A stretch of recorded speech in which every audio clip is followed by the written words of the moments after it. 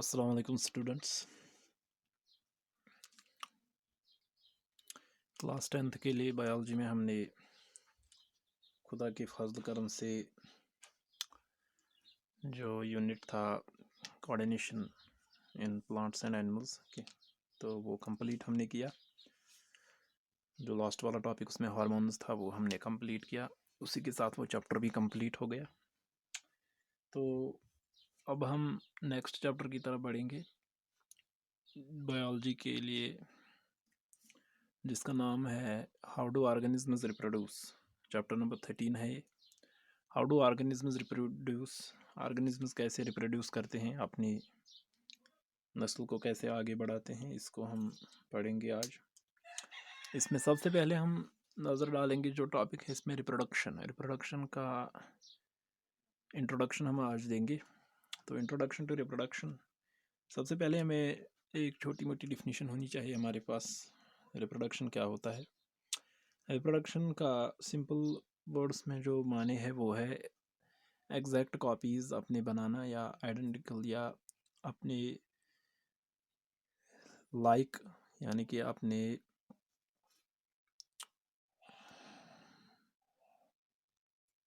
अपनी जैसे copies banana.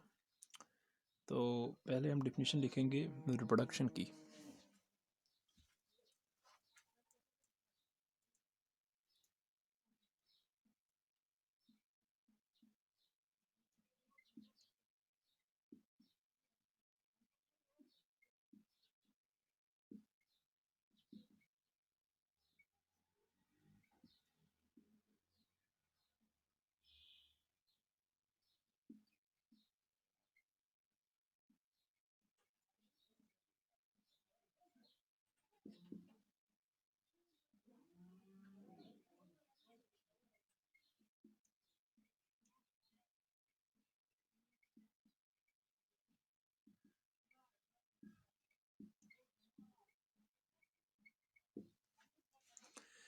Reproduction is the process by which living organisms produce their own copies in order to continue their race।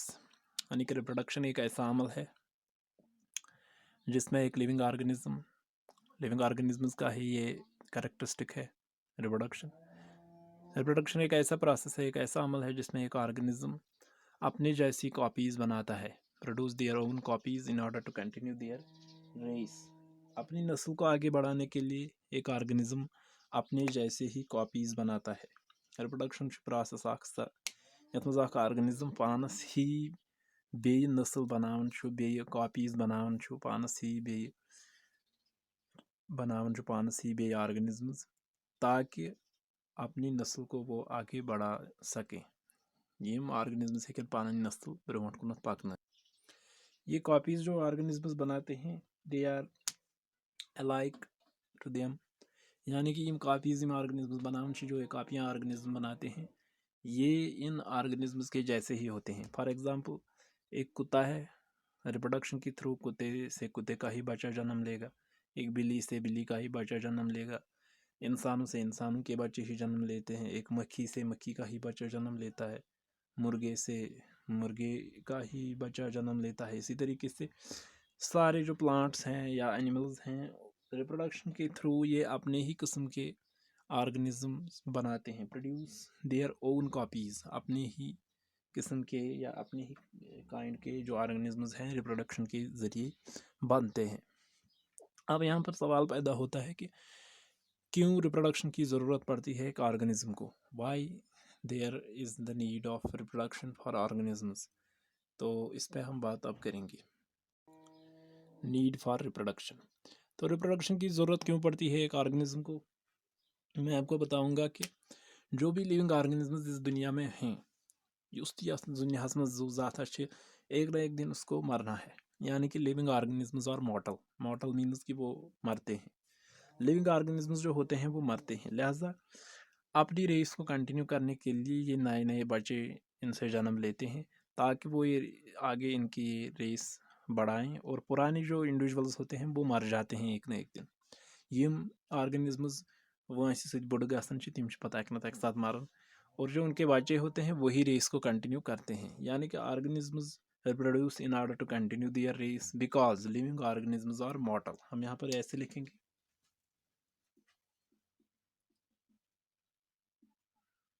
living organisms are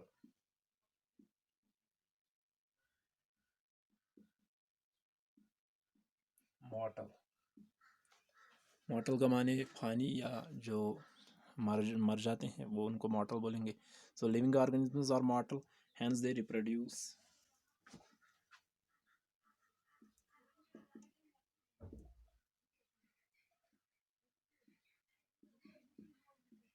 to continue their race.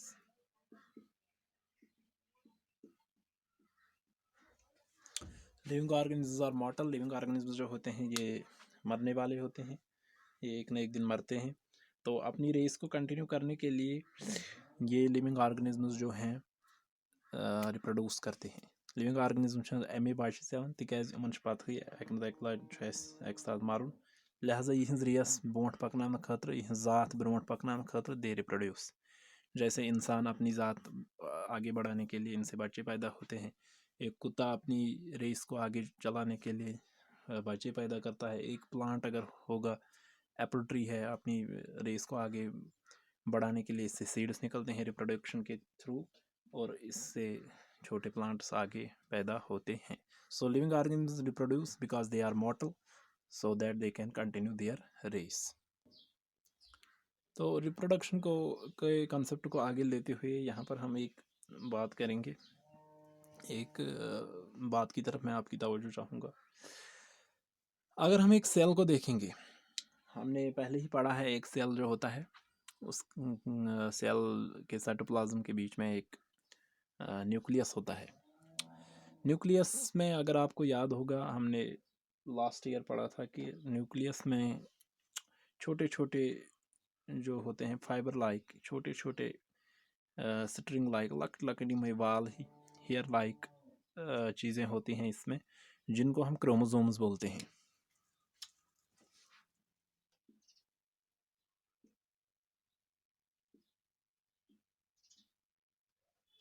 तो nucleus में chromosomes होते हैं और chromosomes का काम क्या होता है अगर आपको याद होगा, chromosomes help in transmission of characters या हेरिडिटी जिसको बोलते हैं.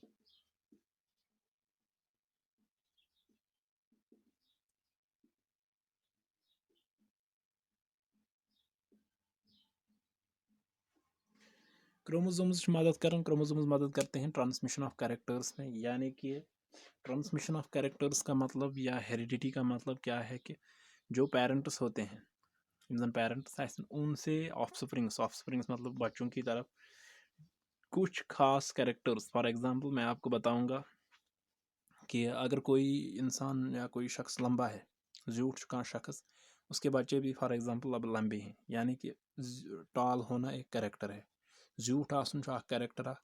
तो इस कैरेक्टर को पेरेंट से बच्चों की तरफ ले जाते हैं यही क्रोमोसोम्स जो सेल्स में होते हैं. यानी कि सेल्सन मज क्रोमोसोम्स आसन पेरेंटों पे कैरेक्टर्स तारन इनटू ऑफस्प्रिंग्स. ये पेरेंट्स से कुछ कैरेक्टर्स लेके जाते हैं क्रोमोसोम्स ऑफस्प्रिंग्स में, यानी कि बच्चों में. इसीलिए हम कहते हैं कि इन्हीं कैरेक्टर्स की वजह से हम कहते हैं कि जो ऑफस्प्रिंग्स होते हैं, जो बच्चे होते हैं, चाहे किसी एनिमल का बच्चा होगा, चाहे किसी प्लांट का अपना बच्चा होगा, तो जो ऑफस्प्रिंग्स होते हैं वो अपने पेरेंट्स के जैसे होते हैं. फॉर एग्ज़ाम्पल हम बताएंगे कि कहीं पर कोई मुर्गा जो है फॉर एग्ज़ाम्पल वाइट कलर का है और अगर उससे मुर्गी से बच्चे पैदा हुए हैं अंडों के ज़रिए, तो वो भी चांस है ज़्यादा वाइट कलर के होने का. तो ये वाइट कलर जो है, वाइट कलर होना एक कैरेक्टर है. ये कैरेक्टर का ट्रांसमिशन जो है वो क्रोमोसोम्स के थ्रू ही होता है. Chromosomes help in transmission of characters. Chromosomes करन मदद transmission of characters from parents से अपने बच्चों की तरह. हम आम ज़बान में भी किसी को बोलते हैं कि किसी बच्चे को देख के, जो हमें अननोन होगा कोई बच्चा, उसको देख के हम उसके पेरेंट्स के साथ उसको रिलेट करते हैं. कहाँ शुर पन पे तमिस रिलेट कर ये उसके साथ मिलता है, ये इसके साथ मिलता है, यानी कि उसके कुछ खास कैरेक्टर्स जो होते हैं वो उसको अपने पेरेंट्स से मिले होते हैं। That is because of this chromosomes. ये क्रोमोसोम्स की वजह से पेरेंट्स से ऑफस्प्रिंग्स की तरफ ये कैरेक्टर्स आते हैं। इन क्रोमोसोम्स में भी एक और चीज़ होती है, अगर हम और माइन्यूटली देखेंगे, जिसका नाम हम बताते हैं डीएनए।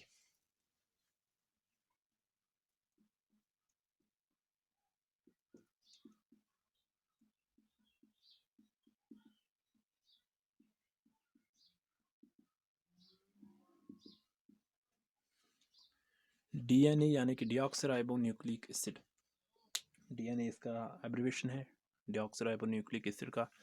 तो एक्चुअली डीएनए जो होता है, ये डीएनए जो होता है एक केमिकल मॉलिक्यूल है जो इन क्रोमोसोम्स में पाया जाता है। डीएनए झूठ अख मॉलिक्यूल यूजन यमन क्रोमोसोम्स मज आसान छु। क्रोमोसोम्सो पे डीएनए आसान छु, this DNA helps in the transmission of characters. Actually जो है क्रोमोसोम्स में यही डीएनए होता है जिससे ट्रांसमिशन ऑफ कैरेक्टर्स होता है। जो डीएनए होता है इस पे कोडेड इंफॉर्मेशन होती है, कोडेड इंफॉर्मेशन।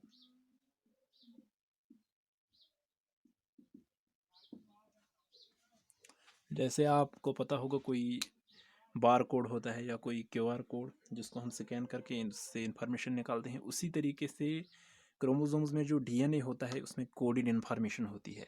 और वो कोडेड इंफॉर्मेशन जब एक किस्म का, जिसको हम बोलेंगे कि स्कैन होती है, तो उस टाइम बॉडी में कैरेक्टर्स पैदा होते हैं उसी हिसाब से जिस हिसाब से कोडेड इंफॉर्मेशन होगी। ये थोड़ा सा हायर कंसेप्ट है, आपको हायर क्लासेस में पता चलेगा, लेकिन आप यहाँ पर याद रखोगे कि जो क्रोमोसोम्स होते हैं, क्रोमोसोम्स पे डीएनए होता है, डीएनए में कोडेड इन्फॉर्मेशन होती है और यही कोडेड इन्फॉर्मेशन आगे जाके कैरेक्टर्स बना देती है।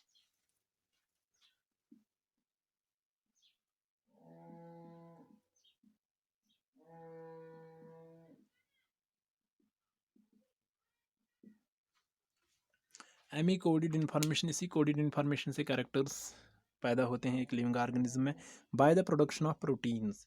ये कोडेड इन्फॉर्मेशन की वजह से कुछ खास प्रोटीन्स बनते हैं और वो खास प्रोटीन्स खास कैरेक्टर्स बना देते हैं। एक रिवीजन मैं यहाँ पर इसको फिर से करूँगा। एक सेल में न्यूक्लियस होता है, न्यूक्लियस में क्रोमोसोम्स होते हैं, क्रोमोसोम्स ही हेरिडिटी और ट्रांसमिशन कैरेक्टर्स यानी कि पेरेंट्स से कैरेक्टर्स ट्रांसफ़र करते हैं इनटू ऑफस्प्रिंग्स। तो क्रोमोसोम्स में डीएनए होता है, डीऑक्सराइबो न्यूक्लिक एसिड, इसमें कोडेड इन्फॉर्मेशन होती है इस डीएनए में। डीएनए से ही एक्चुअली कैरेक्टर्स पास होते हैं फ्रॉम पेरेंट्स टू ऑफस्प्रिंग।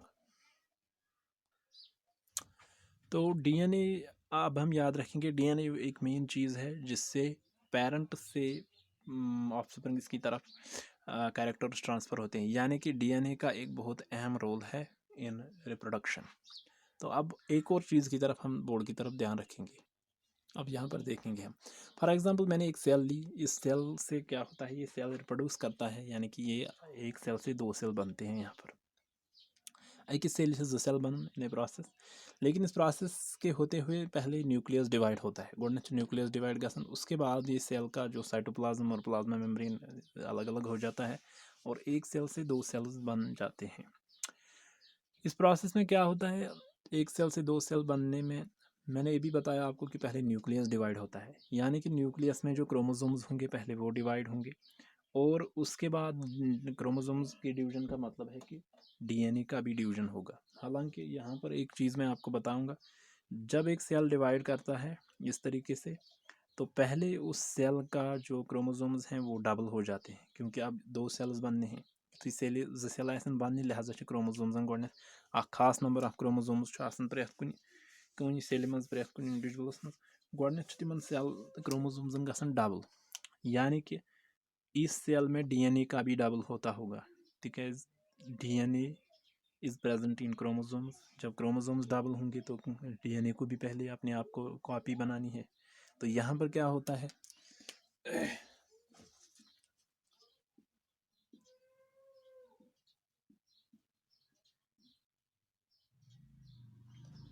यहाँ पर होता है कॉपीइंग ऑफ डीएनए दूसरे स्टेप में।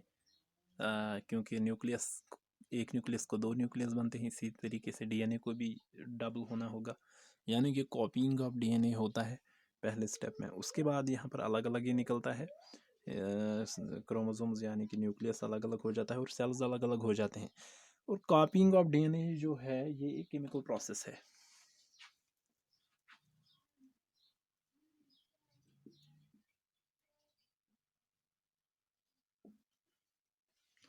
कॉपिंग of DNA is the chemical process या केमिकल रिएक्शन, जैसे हमने पढ़ा था वैसे ही मान लो कॉपिंग ऑफ डीएनए एक केमिकल रिएक्शन है या एक केमिकल प्रोसेस है। तो क्या होता है केमिकल प्रोसेस में कभी थोड़ा सा एरर भी आ सकता है। केमिकल प्रोसेस हर एक टाइम पे 100% एक्यूरेट नहीं हो सकती है। तो केमिकल प्रोसेस में थोड़ा सा एरर भी आ सकता है। कॉपिंग ऑफ डीएनए यानी कि इंसान डीएनए एक बनन दोन चोर सोन, इसमें थोड़ा सा एरर भी कभी आ सकता है। एरर का मतलब है ये सात सेल वन जो सेल बनन या चोर सेल बनन, अगर डीएनए में थोड़ा सा एरर आ गया, मैंने ये भी बताया कि डीएनए पे ही कोडेड इन्फॉर्मेशन होती है, अगर कोडेड इन्फॉर्मेशन में थोड़ा सा एरर आ गया, जो ऑफस्प्रिंग्स होंगे वो डिफरेंट होंगे पेरेंट से, क्योंकि डीएनए पे जो इन्फॉर्मेशन थी उसमें थोड़ा सा बदलाव आ गया। तो केमिकल प्रोसेस से क्या होता है, अगर केमिकल प्रोसेस ठीक से नहीं चली तो यहाँ पर वेरिएशन आ सकती है।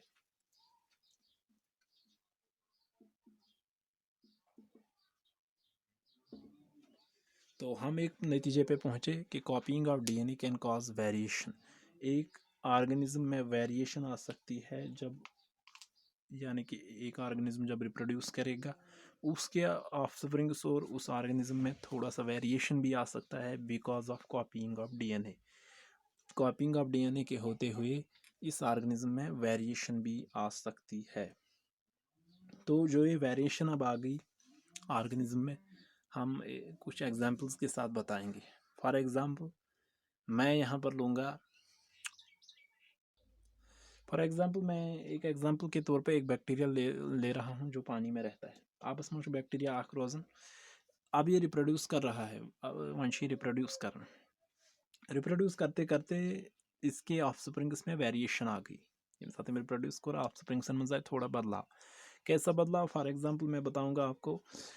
ग्लोबल वार्मिंग के ज़रिए अगर पानी का टेम्परेचर जो है ऊपर हो जाता है, ग्लोबल वार्मिंग हो गई या और कुछ प्रोसेस हो गया, इस पानी का टेम्परेचर ज़्यादा हो गया जिसकी वजह से बैक्टीरिया मर गए। आप असुरो टेम्परेचर बैक्टीरिया मूव, लेकिन इस बैक्टीरिया ने जो रिप्रोड्यूस किया, अगर इसके ऑफस्प्रिंग्स में कोई ऐसा बैक्टीरिया था जो पानी के टेम्परेचर को बर्दाश्त कर सकता है, फॉर एग्जांपल अमिस बैक्टीरिया मज ऑफस्प्रिंग्सन मज गई कह तिथ बैक्टीरिया पैदा यम जन ये यमिस मज अमि किस्म वेरिएशन अमिस मज अमि किस्मुक बदलाव आमुत, तो तम हेक बर्दाश्त कर ये आबुक हाई टेम्परेचर। उसने पानी का जो ये हाई टेम्परेचर है ये बर्दाश्त करने की सलाहियत कई एक बैक्टीरियाज में थी, यानी कि उनमें वो वेरिएशन थी दूसरे बैक्टीरियाज से, उनमें ये वेरिएशन थी। तो इसका मतलब है कि वो बैक्टीरिया जो है वो लिविंग रहेंगे, बाकी जो ये बर्दाश्त नहीं कर सकते हैं पानी का टेम्परेचर तो वो मर जाएंगे। यानी कि इससे हमें एक कंक्लूजन मिल रहा है कि वेरिएशंस कभी यूज़फुल भी हो सकती हैं, यानी कि वेरिएशंस हेकन कुछ साथ यूज़फुल बनित।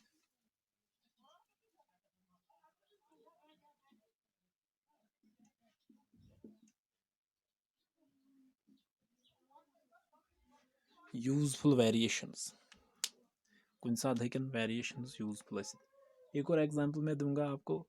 फॉर एग्जांपल आजकल कोरोना वायरस चल रहा है,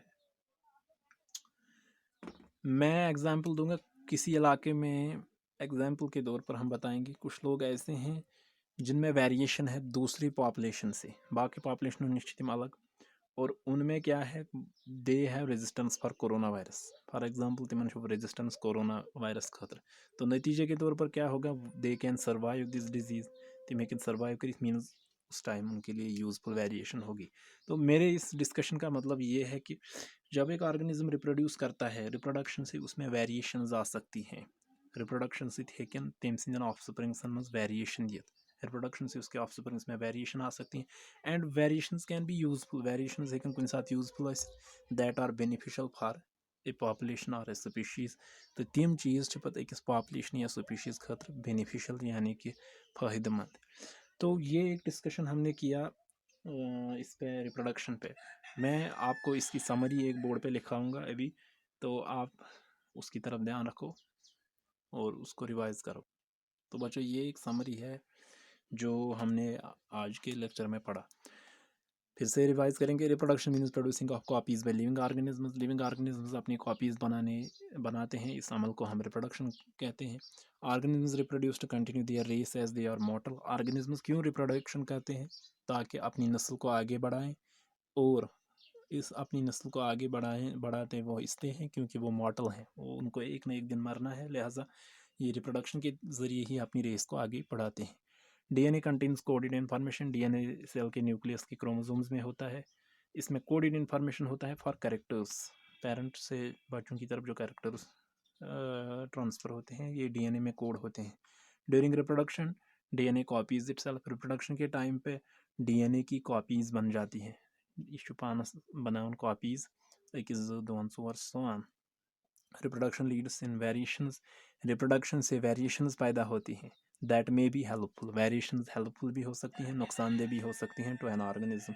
अगर हेल्पफुल वेरिएशंस होंगी तो उनसे एक स्पीशीज़ को फ़ायदा ही हो जाता है। तो आप इसको रिवाइज़ करो, इन पॉइंट्स को याद रखो, इनको कॉपी पे लिख के रखो। तो नेक्स्ट टॉपिक में आपसे फिर मिलेंगे जिसमें हम पढ़ेंगे टाइप्स ऑफ रिप्रोडक्शन। तो फ्रॉम द फर्स्ट पॉइंट पहले लेक्चर से ही इस चैप्टर की तरफ खुसूसी तवज्जो दे दो ताकि आगे आपको कोई प्रॉब्लम ना हो। शुक्रिया।